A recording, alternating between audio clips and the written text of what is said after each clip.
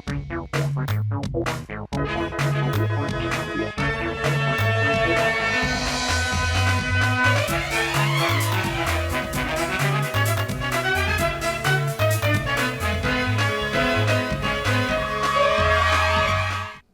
आप देख रहे हैं राष्ट्रीय समाचार और मैं हूं आपके साथ प्रिया पांडे। आइए एक नजर डालते हैं आज की हेडलाइंस पर। अजय सिंह का सरकार पर हमला, बढ़ते अपराध पर उठाए सवाल, अपराधियों को संरक्षण देने का लगाए आरोप। चेक बाउंस मामले में तिहाड़ जेल में बंद राजपाल यादव को मिली बड़ी राहत। राव इंद्रजीत यादव ने 1.11 करोड़ की मदद का किया ऐलान। पटना सिटी के गया घाट में एसटीएफ की अपराधी से मुठभेड़, फायरिंग के दौरान कुख्यात राजीव उर्फ सूर्या घायल, पिस्तौल बरामद। ग्वालियर में नवग्रह पीठ कलश यात्रा के दौरान भगदड़, महिला की मौत और 7 घायल, आयोजन में प्रशासनिक लापरवाही उजागर। बिहार विधानसभा आरजेडी विधायक रणविजय साहू ने कानून व्यवस्था पर उठाए गंभीर सवाल, अपराधियों के संरक्षण देने के लगाए आरोप। भाकपा माले विधायक अजय सिंह ने आरजेडी विधायक भाई वीरेंद्र के बयान पर प्रतिक्रिया देते हुए कहा कि उन्हें भाई वीरेंद्र ने क्या कहा है इसकी पूरी जानकारी नहीं है, लेकिन बिहार में इन दिनों आपराधिक घटनाएं बढ़ी हैं और उन्होंने राज्य सरकार पर निशाना साधते हुए कहा कि सरकार बुलडोजर कार्रवाई की बात करती है, लेकिन सवाल यह है कि अपराधियों पर बुलडोजर कब चलेगा। अजय सिंह ने आरोप लगाया कि अपराध करने वालों को संरक्षण दिया जा रहा है और इसी कारण पर अपराध पर अंकुश नहीं लगा पा रहे हैं। उन्होंने जी कृष्णया हत्याकांड का जिक्र करते हुए कहा कि दोषी को नियमों में बदलाव कर जेल से बाहर लाया गया है। यादव और मुसलमान ही केवल अपराधी है, यही 2 को टारगेट किया जा रहा है। सरकार टारगेट ये देखिए, भाई वीरेंद्र जी ने क्या कहा उसको मैं देखा नहीं। पहली बात, जब मैं नहीं देखा तो उसके बारे में कुछ कहना सही नहीं है, लेकिन एक बात हम बताएंगे कि आज कानून जो है पूरी तौर पर फेल हो गया है। आप देख रहे हैं कि किस तरीके से नीट की छात्रा जो है उसके केस को लिपापोती किया जा रहा है। दूसरी बात हम बता रहे हैं कि दरभंगा के अंदर जो है छोटी बच्ची के साथ बलात्कार होता और प्रोटेस्ट करने पर पुलिस किस तरीके से वहां पिटाई करता है। कुशेश्वर स्थान में मजदूरी मांगने पर जो है 11 साल की लड़की का कमर तोड़ दिया गया। फिर खगड़िया में जो है 4 साल की बच्ची के साथ सामूहिक बलात्कार होता है। मधेपुरा में हिना प्रवीण 6 बच्चे की मां है, बंदूक की नोक पर उठा करके ले जाता है और उसकी हत्या कर देता है। कार्रवाई कर रहे हैं जी। बुलडोजर कहाँ चल रही है गरीबों के घर उजाड़ने के लिए? एक भी अपराधी का घर क्यों नहीं तोड़ा गया? ये सिर्फ जो है ना बुलडोजर बाबा बनने से नहीं होगा।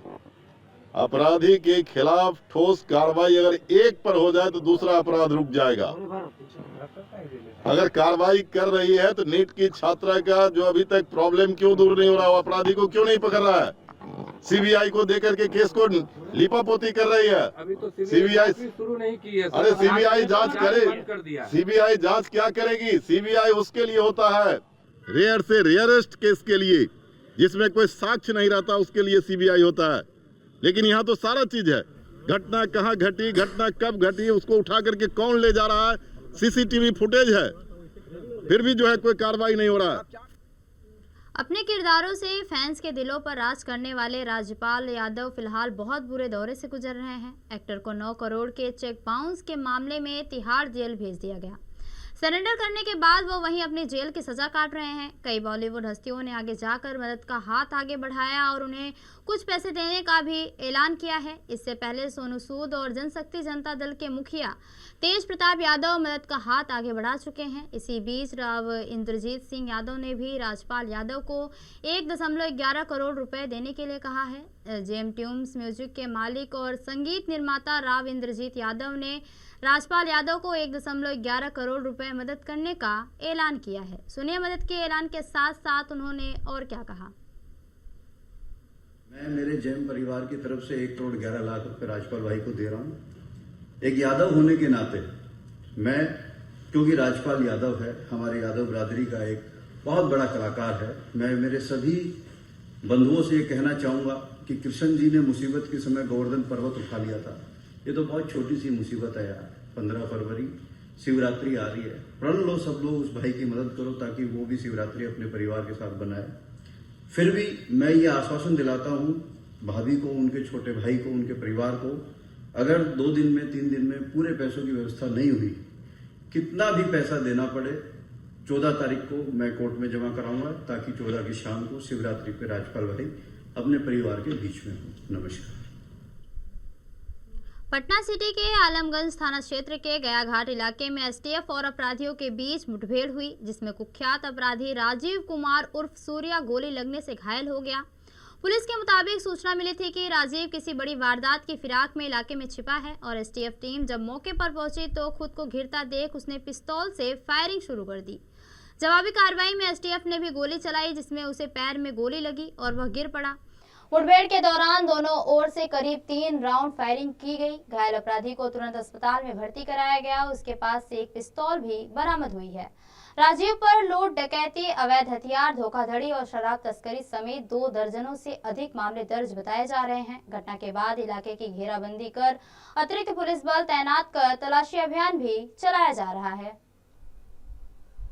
कुख्यात अपराधी जिनका नाम राजीव कुमार उर्फ सूर्या डॉन है, ये इनकी संलिप्तता 15 से 20 मामलों में रही, जिसमें कई प्रकार के कांड, जिसमें डकैती, लूट, आर्म्स एक्ट के कांड, हत्या के मामले में भी संलिप्तता हो सकती है। इस संबंध में अपने हम रिकॉर्ड देख रहे हैं। आज सुबह आलमगंज थाना को इस बात की सूचना मिली कि यहाँ पे गाय घाट पे जो नाविक आते हैं उनसे रंगदारी मांगने के लिए यहाँ पे मौजूद है, रंगदारी मांगने का भी काम किया करते थे।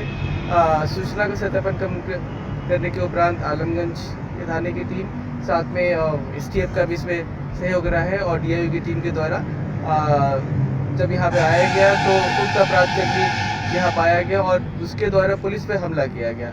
इस क्रम में पुलिस के द्वारा भी जवाबी कार्रवाई की गई और एक गोली उनके पैर में लगी है। उन्हें इलाज के लिए अस्पताल ले जाया गया है। घटनास्थल से एक विदेशी कट्टा बरामद हुआ है, साथ ही साथ एक गोली भी है। हमने घटनास्थल को सुरक्षित कर लिया। एफएसएल की टीम आ रही है, घटनास्थल का निरीक्षण कराया जाएगा। इस संदर्भ में आलमगंज थाने में एक अलग से कांड दर्ज करके उसका अनुसंधान किया जा रहा है। मध्य प्रदेश के ग्वालियर जिले में मंगलवार को नवग्रह पीठ की कलश यात्रा के दौरान भगदड़ मच गई और बताया जा रहा है कि भगदड़ में एक महिला की मौत हो गई। इस भगदड़ में 7 लोग घायल हुए हैं, जिनमें ज्यादातर महिलाएं भी शामिल हैं। जहां इस भगदड़ मामले में कई महिलाएं घायल हुई तो वहीं दूसरी ओर अस्पताल में महिला के मृत घोषित होने के बाद आक्रोशित परिजन अस्पताल से शव लेकर कलश यात्रा स्थल के बीच लेकर पहुंच गए और प्रशासन को भगदड़ का जिम्मेदार ठहराया। फिलहाल मामला इसलिए भी तूल पकड़ता नजर आ रहा है क्योंकि इस कार्यक्रम का आयोजन पूर्व गृह मंत्री नरोत्तम मिश्रा द्वारा किया गया था, जिसमें भारी जनसैलाब उमड़ा था। यह कार्यक्रम आज यानी 20 फरवरी तक चलना था, मगर इस भगदड़ पर प्रशासन द्वारा की गई व्यवस्थाओं की पोल खुल गई है।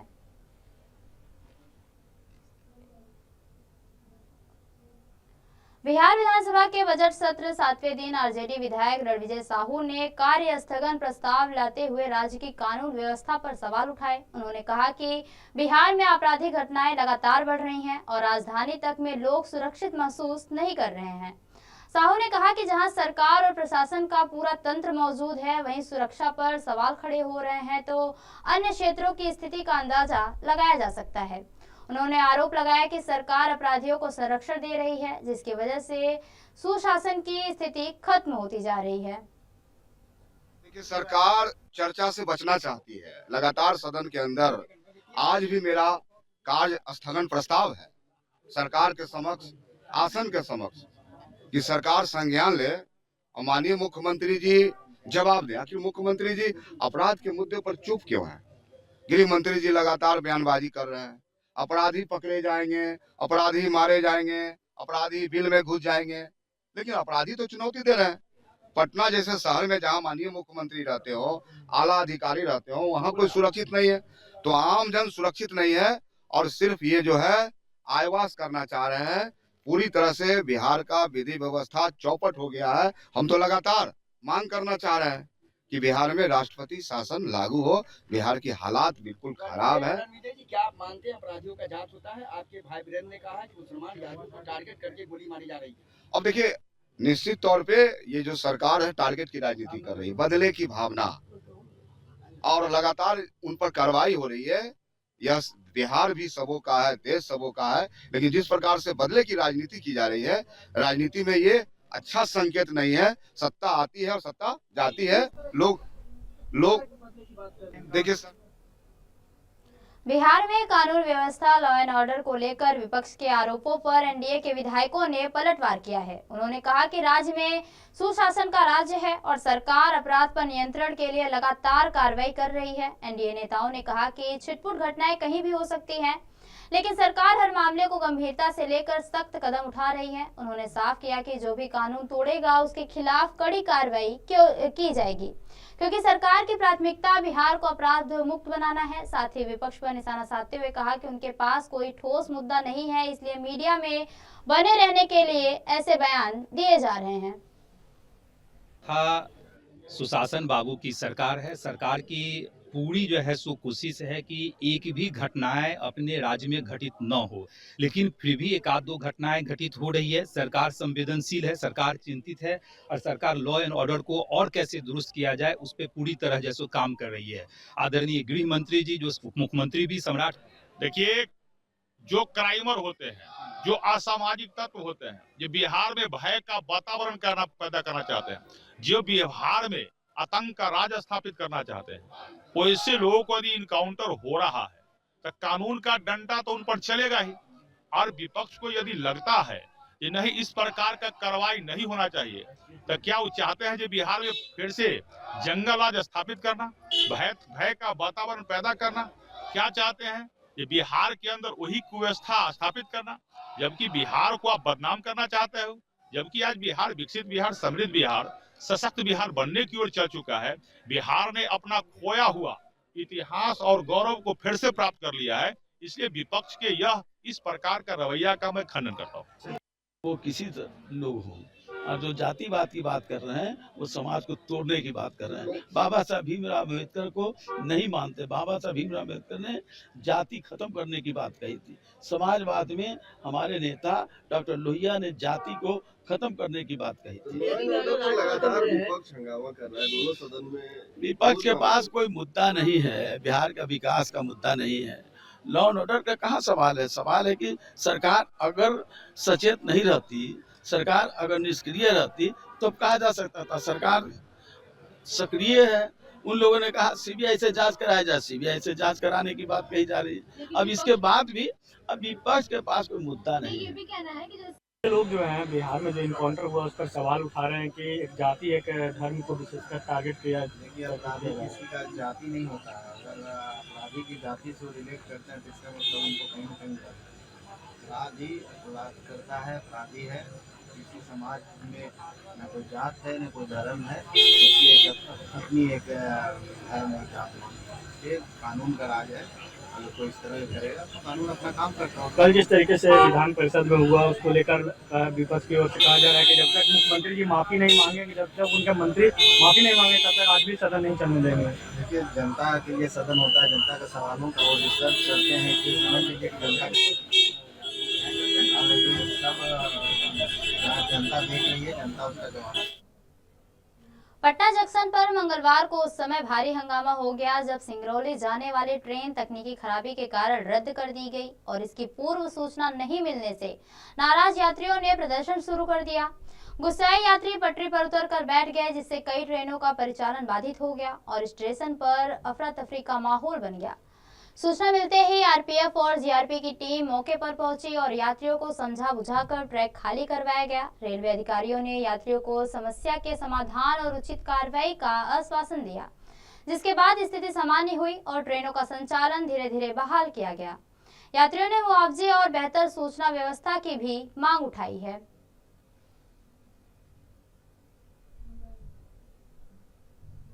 राष्ट्रीय जनता दल के विधायक भाई वीरेंद्र ने बिहार की कानून व्यवस्था को लेकर राज्य सरकार पर गंभीर आरोप लगाए हैं। उन्होंने कहा कि प्रदेश में एक जाति और एक धर्म विशेष को निशाना बनाकर हत्याएं किए जाने के मामले सामने आ रहे हैं और सरकार ऐसे तत्वों को संरक्षण दे रही है। भाई वीरेंद्र ने यह भी कहा कि मुख्यमंत्री नीतीश कुमार की स्थिति पहले जैसी नहीं रही और अब सरकार पर उनका नियंत्रण कमजोर पड़ गया है। उन्होंने दावा किया कि वर्ष 2005 से 2020 तक शासन बेहतर रहा, लेकिन मौजूदा दौर में हालात बदल गए हैं। हालांकि इन आरोपों पर सरकार या एनडीए की ओर से फिलहाल कोई आधिकारिक प्रतिक्रिया सामने नहीं आई है। सरकार से और बिहार की जनता भी जानना चाहती है, एक जाति और एक धर्म के लोगों को ही केवल अपराधी क्यों घोषित कर रहे हैं आप? हम अपराधी के खिलाफ हैं, अपराधी के खिलाफ में कार्रवाई होनी चाहिए, लेकिन हर जाति में अपराधी है। बगल में बाढ़ है, मोकामा है, कई और जगह हैं जहां अपराधी दिन दहाड़े लोगों की गोलियां मार रहे हैं अपराधी, और दूसरे को फंसाया जा रहा है। तो सरकार इसकी जांच करे और अपराधी बचे भी नहीं, और किसी जाति का अपराधी होता है, अपराधी के खिलाफ में हम भी हैं, लेकिन सरकार भी जाति पहचान कर अपराधी घोषित न करे। यह सरकार जो है यादव जाति को टारगेट कर रही है। भाई वीरेंद्र जी, क्या लग रहा है यह सरकार यादव जाति को टारगेट कर रही है? मैंने कहा कि एक जाति और एक धर्म के लोगों को टारगेट कर रही है सरकार, और अपराधियों को साथ दे रही है सरकार। सरकार अपराधियों को, जो गैर यादव है, जो गैर माने मुस्लिम है, उसके अपराधियों को साथ लेकर इनके मंत्री लोग चल रहे हैं, इनके विधायक लोग लेके चल रहे हैं, सरकार लेके चल रही है, और निश्चित रूप से अपराधियों को ये साथ दे रहे हैं और एक जाति और धर्म के लोगों को ये हत्या। सूरत मेट्रो रेल परियोजना अब अपने निर्णायक चरण में पहुंच गई है। शहर के सबसे व्यस्त और पुराने इलाकों में से एक चौक बाजार में अंडरग्राउंड टनलिंग का कार्य टनल बोरिंग मशीन यानी टीबीएम अमृत सफलतापूर्वक बाहर निकल आई है। इसके साथ ही डाउनलाइन टनल का कार्य पूरा हो गया है, जिससे मेट्रो परियोजना में एक बड़ी उपलब्धि भी दर्ज हुई है। टीबीएम अमृत ने सूरत रेलवे स्टेशन से चौक बाजार तक लगभग 2.8 किलोमीटर लंबी सुरंग बनाकर अपना लक्ष्य पूरा किया है। चौक बाजार क्षेत्र घनी आबादी और पुरानी इमारतों वाला इलाका है और यहाँ सुरंग निर्माण इंजीनियरों के लिए बहुत बड़ी चुनौती थी। मशीन जमीन से करीब 12 मीटर नीचे कार्यरत थी और टनलिंग के दौरान पुरानी इमारतों को कंपन से नुकसान ना पहुंचे, इसके लिए जीएमआरसीसी ने विशेष सावधानियां भी बरती हैं।